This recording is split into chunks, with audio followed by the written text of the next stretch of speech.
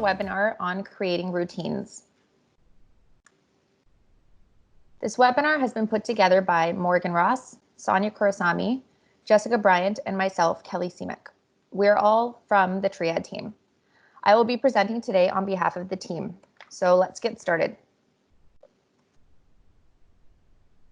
The purpose of our workshop today is to define a routine and discuss how this can provide consistency and predictability to your family's day, to discuss the types of activities that can be part of your child's routine or schedule, to guide you through the process of creating a routine with activities that your child already engages in at home, and provide you with resources that you can refer to at a later time to help build your routine, as well as a list of activities and websites that can be accessed for free to incorporate into your child's routine. At the end of the webinar, if you have any questions, please feel free to reach out to your behavioral team.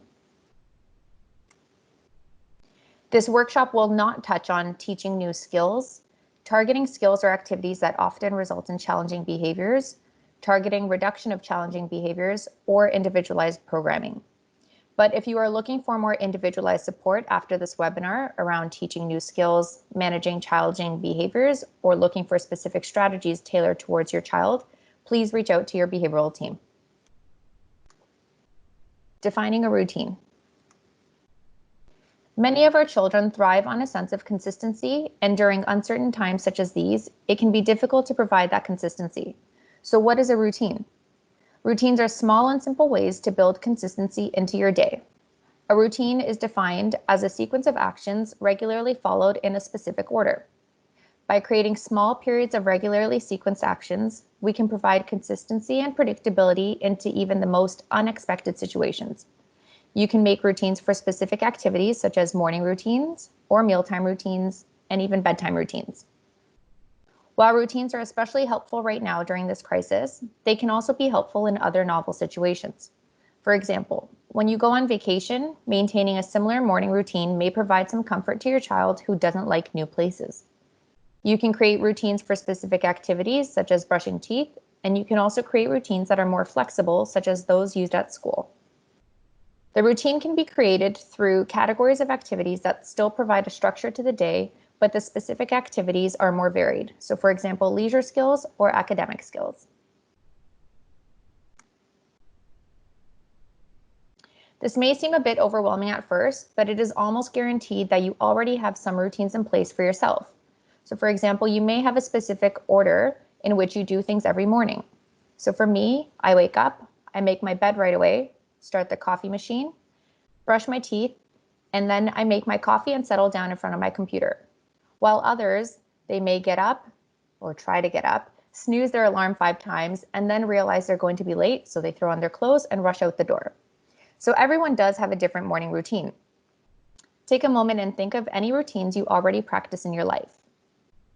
Some of these may be similar routines to other families, and some may be different. This can be a morning routine, a mealtime routine, maybe an afternoon walk around the neighborhood, or playing outside after lunchtime. So let's switch gears and let's talk about how to create routines for your child.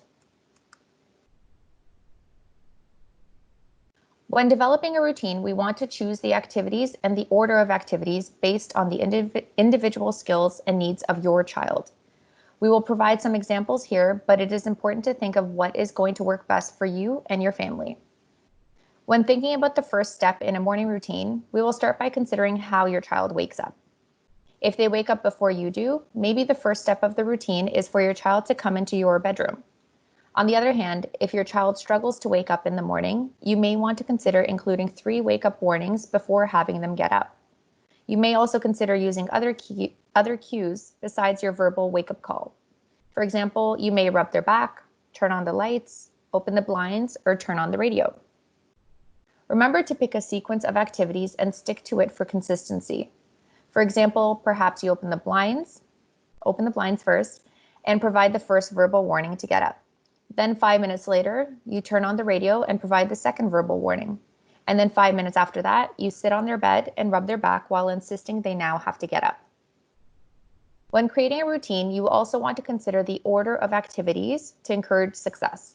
So for example, if your child loves breakfast but hates waking up, making sure that breakfast is directly after they wake up may help motivate them to get out of bed.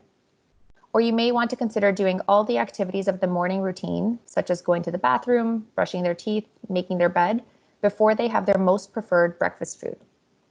The likelihood is that your child already displays a preferred order of activities, and it is useful to take that into consideration. As adults, some of us struggle to do chores before we have our coffee. If your child finds it easier to get dressed after eating breakfast, that's okay too. Just remember that sometimes it can be helpful to save the fun activities and do them after the difficult activities. As I just mentioned, it is important to add in some fun and favorite activities into your child's schedule. This is the golden rule to ensure you are setting your child up for success. First, have your child do the difficult and non-preferred activity on the schedule, and immediately after that is completed, your child will be able to enjoy a fun activity. Knowing that a fun activity is coming up in their routine, your child's motivation to complete the difficult task will be higher, and the fun activity rewards your child for completing the difficult one. For example, if breakfast is not something that your child is excited about, it would be beneficial to choose another fun activity to use at the end of their morning routine, perhaps some morning cartoons or some time playing with Lego. Another example of the golden rule would be having dinner with some healthy veggies as a side, and then having your favorite dessert. Another benefit of following routines for various activities is that the repetition over time may even encourage more independence, especially if the end of the routine is a fun activity or favorite food for your child. For example, if your routine for meal times includes getting a placemat, getting utensils, and sitting down, your child may start to do these activities independently, knowing that it must be completed before they can have their lunch. While this may be a possible benefit, a routine does not need to be independent. Even if you have to help your child even if you have to help guide your child every time to complete a step, it can still be a very useful routine as long as you do it in the same sequence every time. You may have to show your child which fork to get every day, but by following the same routine, you are still creating a sense of consistency and predictability. This repetition of a routine may also encourage communication in some children, knowing that specific parts of a routine are about to be completed, for example, getting a fork. Remember, when creating your mealtime routines, follow the golden rule. For example, if your child really likes juice but struggles to finish their meal, you can provide the juice after they have finished eating. As another reminder, you are looking for success here and not to push limits or make mealtime unpleasant. Therefore, we do not recommend trying to force your child to eat new foods that they don't like or eat more than they are comfortable with. You decide what is setting them up for success. Sleep is an area that is difficult for many children, and to be perfectly honest, is often a problem for many of us as well. Bedtime anxiety, anyone? A consistent bedtime routine can assist in setting the mood for sleep. When considering a sleep routine, as always, you want to consider the individual needs and skills of your child. Take some time to think about what activities seem to increase their energy and which ones seem to calm them. For example, jumping on the trampoline probably increases your child's energy, and therefore it may not encourage sleep. On the other hand, many children find baths to be very soothing and relaxing. Some other common relaxing activities include reading a book, listening to soft music, or singing a song. You may also want to consider some of the barriers to a good night's sleep. So for example, if your child often wakes up in the middle of the night to go to the washroom, then you can hold back liquids for about an hour before bed. If your child struggles to put toys away, you may want to consider keeping the toys in a separate area of the house so that they are not distracting before bed. Speaking of toys, sometimes having a special bedtime stuffy can also act as a cue for your child to get ready for sleep. If sleep is a particularly difficult time for your child, this may be an area where you want to consult with your behavioral and medical team to help set your child up for success. We have provided some examples of specific routines associated with particular activities, but what about a routine for the entire day? Schools usually have a very flexible routine with the day split into categories of activities, meaning that the routine isn't quite as specific as, say, a bedtime routine or a mealtime routine. You can create the same kind of flexible routine at home, which may have many benefits. To start, it helps maintain schedule following, which will make transitioning back into school much easier. Secondly, it also helps you feel in control of your day, and can create a sense of movement during a time where we can all feel stuck. Types of activities to include in your routine. Leisure skills are skills which are fun and are practiced during breaks or downtime. These are supposed to be relaxing and enjoyable skills. It may seem strange to include something like watching movies, but being able to maintain attention on a movie, TV show, or YouTube clip is a skill that some of our children struggle with. Some of these skills listed here may be leisure skills for some children, but may also qualify as work for others. Puzzles, for example, can be fun for some children, yet they are difficult for others. If you want to give your child a break from work or give them some time with fun activities, it is important to think of their individuality and ensure the activities you're providing are actually fun for your child. There is space within some of our leisure skills, or some of these leisure skills, for variation also. For example, when going for a walk, you can create a different focus each day. So one day you may focus on picking flowers, another day you may focus on labeling green objects in the area, and on another day you could think of how many funny walks you can think of. We have this list here of some common leisure skills, but there are certainly many more. If your child has a leisure skill that is not listed here, make a note of that, as it will help you when you begin to create your own routine. Academic skills are the skills that are generally worked on at school or with a teacher. Often the school day is split into different academic categories. So for example, a math period followed by a social studies period. If your child is capable of completing a lot of academic work during a day at home, you could consider also splitting the day into work periods organized by academic grouping. So for example, having breakfast, then doing some math work, then some leisure skills, and then doing some social studies work.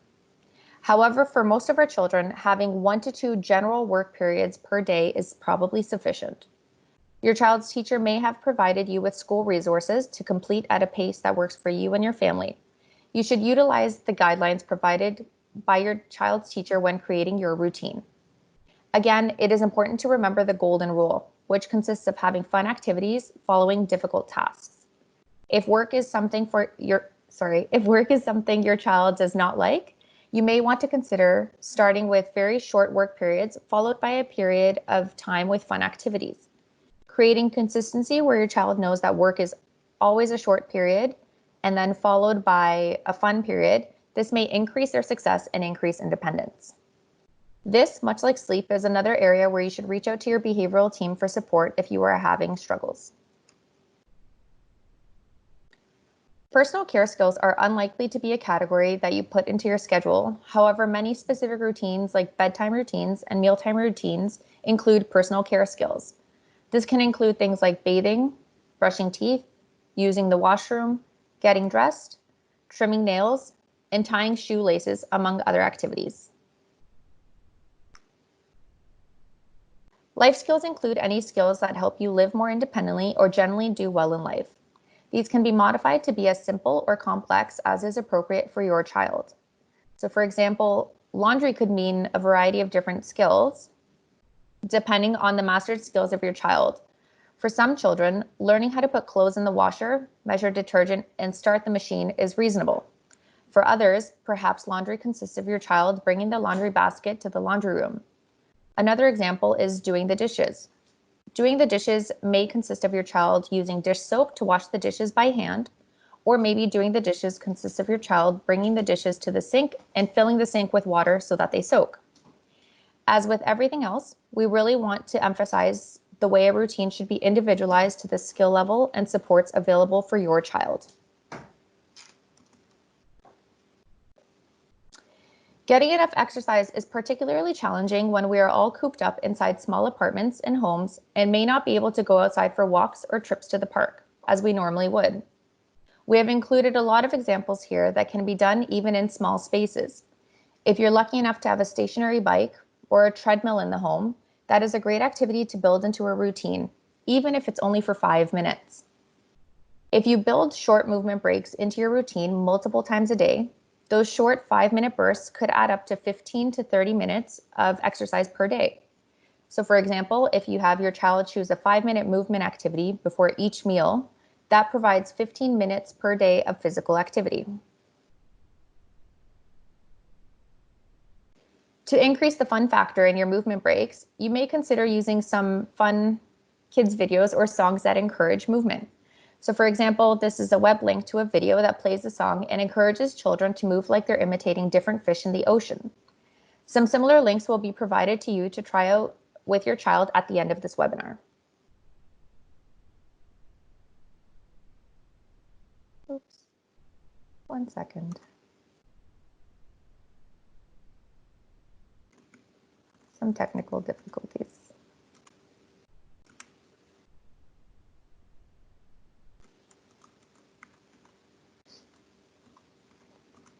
Here we go. So now that we've discussed the variety of categories of skills that you can utilize to create a simple routine in your home, we wanted to provide you with an example of a daily routine based on categories of activities. This routine example is an extremely simple one to show you how simple a routine can be while still providing structure to your day. So looking at the example on your screen on the left-hand side, you can start with your morning routine. So for example, getting out of bed, showering, brushing your teeth, and getting dressed, and then moving on to your breakfast routine. So for example, setting the table, eating breakfast, drinking juice, and cleaning up. After that, you can move on to leisure skills and so on. On the right side of your screen is the exact same routine, but simplified for your child to follow. So you may have them wake up, eat breakfast, then play with toys, and then play with mom, and so on. I know during these times, many of our families are focusing on creating a happy space at home, and we wanted to show how even with mostly leisure skills and activities, a regular routine can be created, which will provide consistency and control to the whole family. As shown within the example on the screen, you can even break leisure time into different categories to make the day seem more varied while still maintaining a largely fun schedule. For example, using arts and crafts, technology, different toys, puzzles, reading, sensory activities, and so on. If your child does not like some of the leisure activities listed or has restricted interests, it is okay to use the same couple of leisure activities throughout the day. As a reminder, your daily routine may be different than other family routines, but you can choose a routine that works best for you and your child. To make this a predictable routine for yourself also, you could actually schedule the times in the day that you plan to spend with your child, specifically interacting with them while they play. So for example, when you look at number 4, you can plan to spend some time with your child and interact with them while they play. Creating a routine for your child. So in the package of resources that we have sent with this webinar, we've included this worksheet here on the right-hand side that you can fill in, and it should provide you with guidance to creating your own routine in the home. So to start, you would write down any activities your child already does regularly in the morning. So for example, this could be showering, brushing teeth, or getting dressed. Then you would move on to writing down activities that your child already completes in the afternoon. So this could be eating lunch, playing on the trampoline, playing on the iPad, or eating a snack.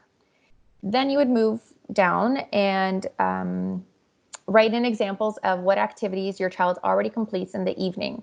So for example, watching TV, eating dinner, or taking a bath. After that, you would move on to the next step, number 4, where you would make a list of your child's favorite activities. So these activities in number 4 will likely be activities included in the leisure skills category. So for example, playing on the iPad, drawing, or playing with slime.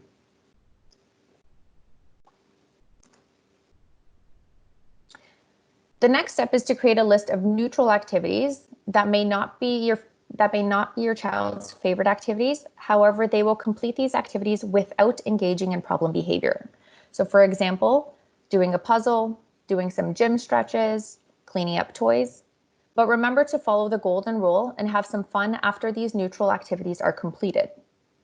So looking at your lists, are there activities that you already complete in the same order every day? And if so, then congratulations, you already have some routines in place. Now you can take these lists of activities that your child can do successfully and write out a routine for your day that makes you feel good and will allow your child to complete these routines with success. Remember, our goal here is to create successful routines to make your day and your child's day more pleasant and predictable.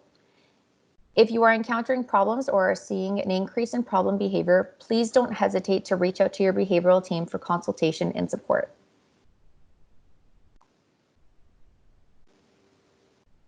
So as an overview, using the guideline of your worksheet, you can now select your morning, afternoon, and evening activities and put them in an order that you are comfortable with.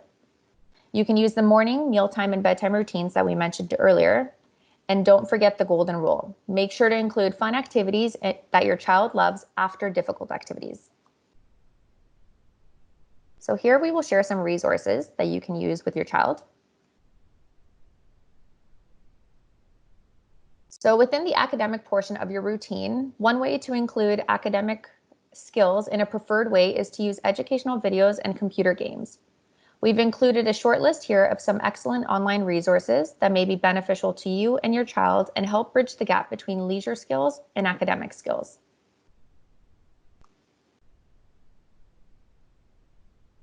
Here are some links for exercise videos that you can try with your child. So for example, the second one, the Going on a Bear Hunt link. This is a song that has children complete actions that relate to the lyrics in the song. So for example, going over, under, or through long grass.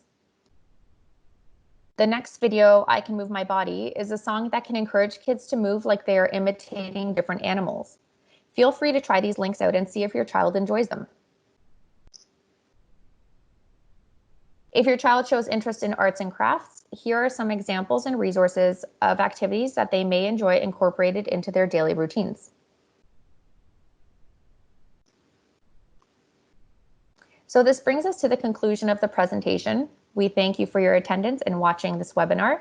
If you do have any questions, feel free to reach out to your supervising therapist and your behavioral team for some support and consultation on any issues that you may be encountering. We hope that you enjoyed this, and thank you once again.